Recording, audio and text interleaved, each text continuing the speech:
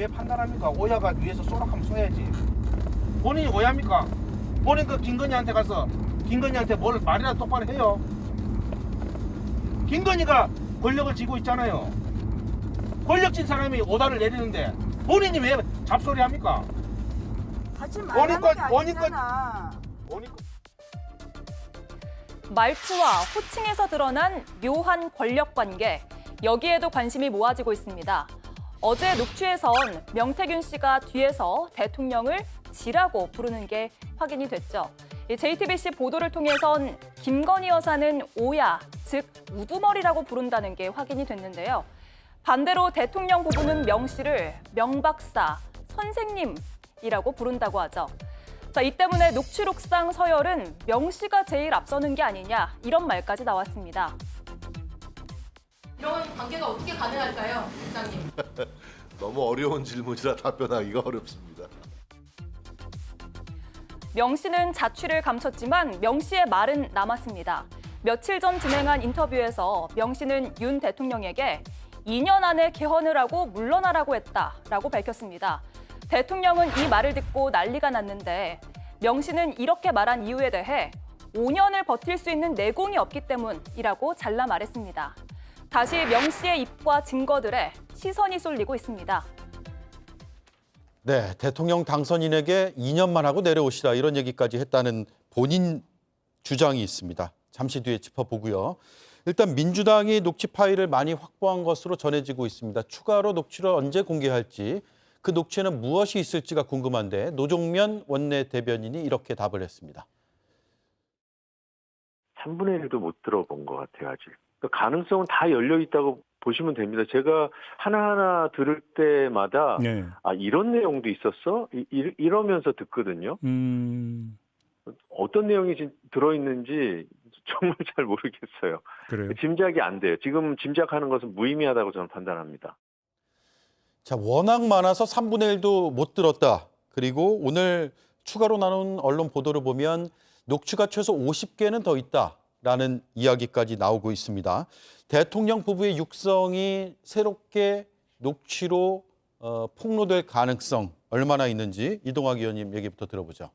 아무래도 지금 더 나올 겁니다. 이 녹취가 어제 민주당에서 공개를 하기 전에 이미 국민들께서는 이제 곧 김건희 여사의 캡처본이 뜰 거다. 캡처본이요? 캡처본이 뜰 거다. 이렇게 사람들이 다 얘기를 했고 기대를 했는데 느닷없이 대통령의 육성 메시지가 바로 나온 거 아닙니까? 다른 것들은 이제 사실은 큰 의미가 없어져 버렸습니다. 이미 결정적인 것들이 나온 상태인데 사실은 이것은 조금 더 분위기를 고조시킬 뿐이지 실제로는 저는 이 부분에 대해서는 어쨌든 실정법 위반의 소지도 굉장히 다분하고 이미 수사 대상으로 간주할 수밖에 없는 상황은 이미 펼쳐졌다고 생각합니다. 네. 그런데 저는 이 시점에서 지금 대응을 건건히 이렇게 대응을 하거나 또 어떤 건 대응하지 않고 자신의 어떤 유불리에 따라서 이렇게 하는 모습들을 보이는데 여기에서 대응책은 진실로 대응할 수밖에 없는 거 아닌가. 그 진심이 있어야 되는데 지금 대통령실에서 이걸 모면하기 위해서 제대로 또 대통령실 참모들이 확인도 제대로 하지 못하고 있는 것 같습니다. 예. 그러다 보니까 대통령의 거짓말이 대통령실 전체가 국민들 앞에 거짓말을 하게 만들고 그것이 거짓말을 낳는 상태로 완전히 이 정부의 신뢰를 무너뜨리는 방식으로 가고 있거든요. 스스로들에게도 저는 도움이 안 된다 이런 생각을 하고요. 어찌 보면 보수가 이명박 박근혜 대통령 이후로 어찌 보면 윤석열 검사와 한동훈 검사에 의해서 이런 표현이 좀 그렇지만 쑥대밭이 됐던 그런 상황 아니었습니까? 근데 거기서 보수를 재건하기 위해서 이준석 당대표를 내세웠고 그러면서 사실 절호의 기회를 잡은 건데 어찌 보면 보수가 저는 잘못된 윤석열이라는 이 알약과 한동훈이라는 알약을 잘못 삼키게 돼서 오히려 그들이 지금은 그 몸 자체를 지금 망가뜨리고 있는 상황이 아닌가. 네. 지금이라도 저는 이거를 좀 바로잡기 위해서는 진실되게 국민들께 사과하고 전후의 과정들을 진실되게 소상하게 밝히고 처벌받을 건 처벌받아야지 그래야만 이 부분에 대한 분노를 좀 불식시킬 수가 있지 그렇지 않으면 지금처럼 계속 간다? 저는 이거는 정말 그 말로가 정말 이건 쉽지 않을 것 같습니다. 예, 진실을 누가 밝혀야 되죠? 당사자요? 스스로가 당사자들이 밝혀야죠. 예, 그럼 대통령과 대통령 여사가. 부인이 밝혀야 된다. 그렇습니다. 네. 예. 국민의힘에서 어떻게 보고 계세요? 추가로 폭로 혹은 녹취 이런 것들이 나올 거라고 생각하세요? 일단 민주당에서 목요일 날 보면 녹취와 녹취록을 공개했습니다. 그 말인즉슨 가장 자극적인 녹취를 틀어줬고 녹취록은 공개하면서 또 녹취를 공개 안 했거든요. 이러면 더 확실히 뭔가 더 있다는 걸 반증한다고 생각합니다. 네. 저도 이동학 최고위원 말씀 중에서 일부분은 동의합니다. 대통령실과 대통령 당사자인 김건희 여사가 이 의혹에 대해서 풀어야 된다는 점 동감합니다. 그런데 한편으로는 반론드리고 싶은 게 과연 민주당이 이 사안에 대해서 100% 정쟁에 이용하지 않는다고 장담하실 수 있습니까? 진짜 진실을 밝히고 싶으면 살라미처럼 하나하나 녹취록을 공개하는 게 아니라 사건 전체에 조각을 맞출 수 있게 공개하는 것도 방법이라고 저는 생각을 합니다. 그런 점에 있어서 좀 아쉽게 생각이 드는 것도 있고 아까 뭐 한동훈 알약이라고 하셨는데요. 민주당 역시 이재명 대표의 사법 방탄 때문에 국회 운영을 독선적으로 하고 있다는 의견이 보수 진영에서도 충분히 있다는 점 말씀드리겠습니다. 네. 김성일 의원님, 명태균 씨가 지금 어디에 있느냐 이게 상당히 궁금한데 어제는 언론 인터뷰를 통해서 묘소에 가겠다. 그곳에 증거가 있는데 증거를 불지르겠다라는 네. 마지막 메시지를 남기고 그다음에는 아무런 대외적인 메시지가 없는 상황이고 네. 그런데 검찰에서는 명 씨는 아버지가 이제 화장을 해서 아버지 묘소가 없는 것으로 알고 있다라고 약간 반박성 관계자의 입장이 한겨레 신문에 보도가 됐습니다. 네. 지금 어떤 상황일까요? 명 씨는 카드를 뺏겼습니다. 본인이 주도할 수 있던 카드들이 본인의 통제 밖에 나간 상황인 거죠. 예. 지금 요번에 민주당에서 공개한 대통령 육성 녹취는 명 씨가 제공한 것은 아닙니다.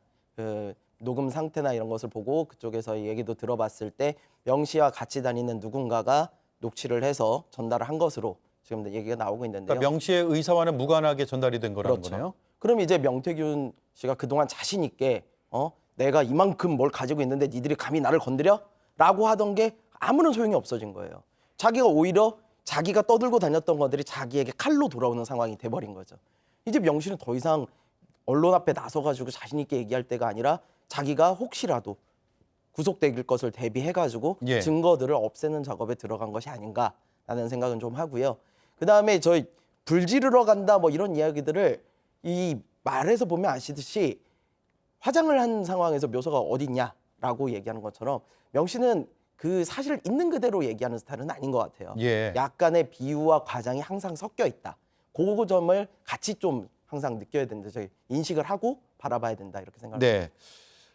지금 명 씨는 어떤 뭐 잠적 상태로 봐야 될까요? 어떻습니까? 우선 명태균 씨가 시간 때우기용이나 눈 돌리기용으로 있지도 않은 아버지 산소를 언급하였다면 그건 정말 폐륜적인 것일 텐데요. 그게 폐륜적이냐 아니냐 부도덕하냐 아니냐는 지금 중요한 문제가 아닌 것 같고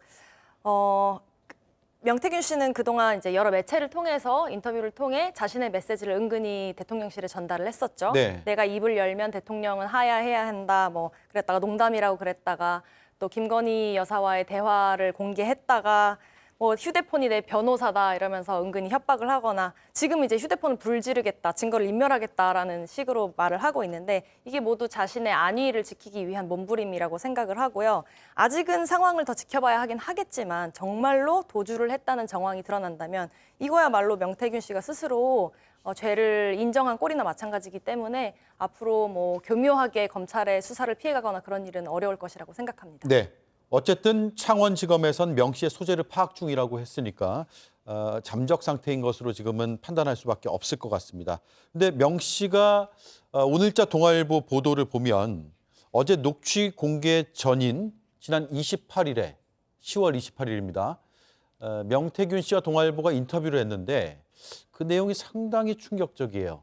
명 씨가 윤 대통령을 향해서 취임을 하면 2024년 총선에 개헌을 하면서 그때 딱 물러나면 된다고 했다. 명태균 씨가 윤 대통령한테 저런 얘기를 했다는 거예요. 그러니까 2년 뒤에 물러나라. 그래서 대통령이 내가 왜 2년짜리를 해야 되느냐라고 되물으니까 5년을 버틸 내공이 없기 때문이다. 맞지 않는 옷을 입고 있다. 이런 발언까지 했다는 것을 자신이 동아일보에 얘기했다라는 겁니다. 김영희 의원님. 네. 허위 과장 가능성 있어 보입니까? 그러니까 뭐 지금 명태균 씨의 녹취록이 나왔다고 해서 저희가 저 사람의 말을 모두 믿어야 되냐는 거는 좀 별개의 문제인 것 같습니다. 저기 저 동아일보 인터뷰에 보시면 무슨 말도 있냐면요.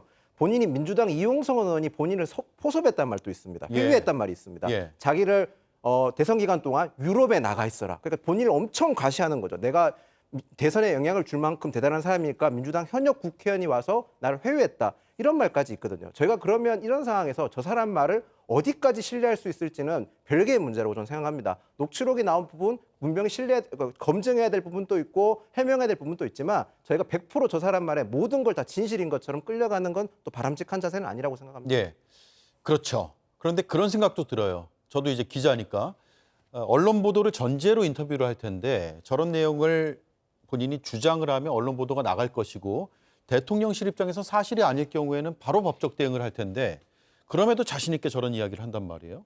그러니까 신빙성이 또 아주 없는 이야기는 아닐 수도 있고요. 근데 저 내용 자체가요, 국민들에게 굉장히 많이 공감받을 수밖에 없는 내용이에요. 자신은 이 어떤 내공이 없기 때문에 5년 다 채우면 안 된다. 이건 국민의 불행으로 연결되기 때문에 그건 안 된다. 그런 시야가 명 씨에게 있었던 것으로 보이고요. 예. 그다음에 2024년 총선 이후에 개헌하고 바로 물러나라라고 하는 것도 지금 돌이켜 생각해 보면 그게 맞는 거라고 생각하는 국민들께서 훨씬 더 많으실 것 같아요. 예. 왜냐하면 대통령께서 지금 손대는 것마다 지금 다 망가지고 있는 상황이고 특히나 우리가 지금 참사 정권이라고도 얘기를 하는데 여러 가지 참사가 걸렸을 때도 정치적인 책임 이런 것들은 완전히 논외였다고요. 법적으로 책임 없지? 우리는 책임 안 져. 국민들을 오히려 무시하는 태도로 저렇게 일관했기 때문에 국민들의 인기도 떨어질 수밖에 없었고 국민들 스스로는 이 정부가 우리의 삶을 지켜주고 있구나, 보호해주고 있구나, 뭔가 미래를 열어주고 있구나 이런 생각을 전혀 할 수가 없었던 거죠. 이런 차원에서 보면 명태균 씨의 저런 말들은 앞뒤 맥락이나 이런 것들을 볼 때 굉장히 내공이 깊은 그런 말이라고 볼 수가 있을 것이고요. 예. 그다음에 지금 다른 하나는 창원지검에서 지난 12월 달에 이 김영선 씨의 어떤 회계 책임자나 이런 것들을 고소고발하면서 명태균 씨와 김영선 씨를 그동안 9개월 동안 수사를 안 하고 있었단 말입니다. 그런 상태니까 도대체 그러면은 이게 팔이 안으로 굽는 이야기, 그다음에 손바닥으로 하늘 가리는 거 이런 것들을 윤석열 정부가 지금 계속해서 보여주고 있단 말입니다. 그러면 당연히 국민들 입장에서는 아니 법치주의를 천명하고 이 대통령이 됐는데 어째서 스스로가 내로남불을 하고 있는 것이지 왜 손바닥으로 하늘 가리지 이런 생각을 할 수밖에 없을 것 같아요. 예. 그러다 보니까 전반적인 신뢰는 완전히 이제 바닥을 뚫고 지하로 들어간 상황이기 때문에 국정 동력 대통령이 무슨 말을 하더라도 믿어지지도 않을 뿐더러 어떤 거를 시도하는 것 자체가 이제는 완전히 바닥난 상황 아닌가 이렇게 봅니다. 네. 저 말을 왜 했을까가 궁금하거든요. 저는 김성열 의원님. 예. 대통령 2년 하고 개헌하고 물러나라. 당신 5년을 버틸 수 있는 내공은 없다. 이런 얘기까지 했다는 것을 언론에 얘기했다. 네. 그 이유가 궁금해요. 글쎄요, 저는 저 말의 신빙성이 높다고 보지는 않습니다. 네. 왜냐면요, 이 명태균 씨가 수많은 얘기를 했기 때문에 사실 본인이 한 말을 본인이 부딪히는 경우가 좀 있어요. 이게 예전에 보면 김건희 여사가 본인한테 전화해서 뭐 꿈을 꿨는데 뭐 젊은 여자랑 대통령이 같이 가더라 그랬더니 감축드린다. 5년간 국민에게 떠나 있는 것이고 당선이 되실 것이다. 여기서 5년간이라고 본인이 얘기를 하거든요. 네. 근데 이제 와서는 내가 2년만 하라고 그랬다? 저는 여기서 약간 자기 과시가 좀 들어간 부분이 있지 않나. 내가 감히 대통령 앞에서 이 정도 이야기를 할 수 있는 사람이다. 라는 과시가 들어가지 않는 생각을 하고요. 또 이런 내용이 나왔을 때 저희 같으면 무서워서 대통령실의 법적 조치나 이런 게 무서워 못하겠죠.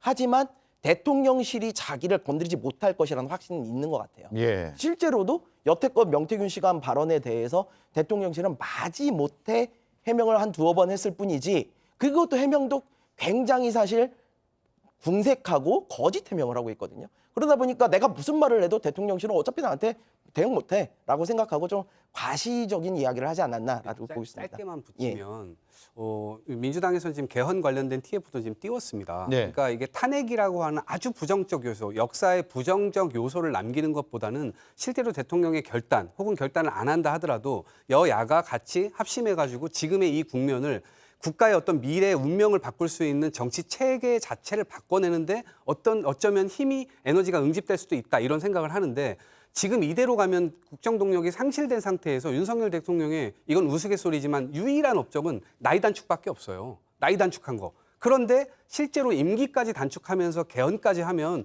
이거는요, 그동안의 어떤 여러 가지 실정에도 불구하고 역사적 대통령으로 그래도 일말의 기록을 조금이라도 남길 수 있을 만한 소지가 되기 때문에 예. 그런 측면에서는 적극적으로 고려를 해보시라 말씀드립니다. 예, 알겠습니다. 자, 어제 JTBC가 보도한 녹취를 잠깐 들어보겠습니다. 명태균 씨가 김영선 의원을 향해서 굉장히 호통을 치는데요. 들어보시죠. 알아니까요. 대통령이 알아서 하겠다 하는데 왜 그래요? 본인이 대통령입니까? 내가 지시받았다 이제 못안 내려왔다 했잖아. 2번이나 전화 왔어요. 2번이나 정리해달라고. 김건희 딱 붙어야 본인이 다음에 육선을 할 거 아닙니까?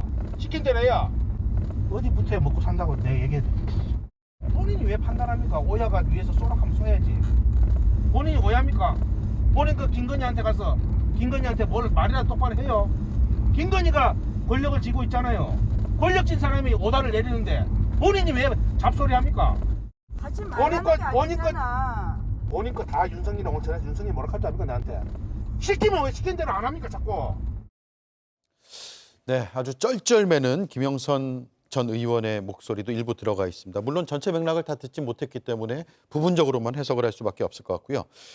자, 오늘 추경호 국민의힘 원내대표는 어제 민주당에서 공개했던 그 공천 개입 의혹으로 볼 수 있는 그 녹취 그 부분이 일부 짧게 나온 상황이라 전체 상황을 정확히 이해하기 어렵다라는 부분을 강조했고요. 또 법률적으로 문제가 없다는 취지로 입장을 냈습니다. 김영희 의원님. 네. 그동안 한동훈 대표는 국민 눈높이, 민심 이런 것들을 강조해 왔는데 아직까지 대통령의 육성 녹취에 대해서는 아무런 입장을 안 내고 있죠. 네, 맞습니다. 지금 네, 이게 언론에서는 침묵한다 이렇게 표현하시는데요. 침묵을 한다는 표현보다는 책임을 지기 위해서 인고의 시간을 가지고 계신다 이렇게 보면 더 좋을 것 같아요. 책임이요? 지금 정확하게 상황 파악을 하려면 이 상황 파악을 정확하게 잘하는 사람은 김건희 여사, 윤석열 대통령, 그다음에 명태균 씨, 그리고 당시 공관위원장이었던 윤상현 의원, 그리고 죄송하지만 지금 타당에 있지만 당시 당대표였던 이준석 대표 정도가 정확하게 알고 있을 거고요. 예. 그리고 녹취록을 갖고 있는 민주당 역시 가장 잘 알고 있을 겁니다. 그런데 당시 공천 자료는 민감한 자료가 많기 때문에 폐기된 게 많기 때문에 이렇게 좀 정확한 상황 파악하는 게 쉽지 않은 상황입니다. 그 국민의힘 당 대표로서 한동훈 대표가 정확한 상황 파악이 안 된 상황에서 섣부른 의견을 내면 안 그래도 혼란한 전국이 더 혼란할 수도 있다고 저는 보고요.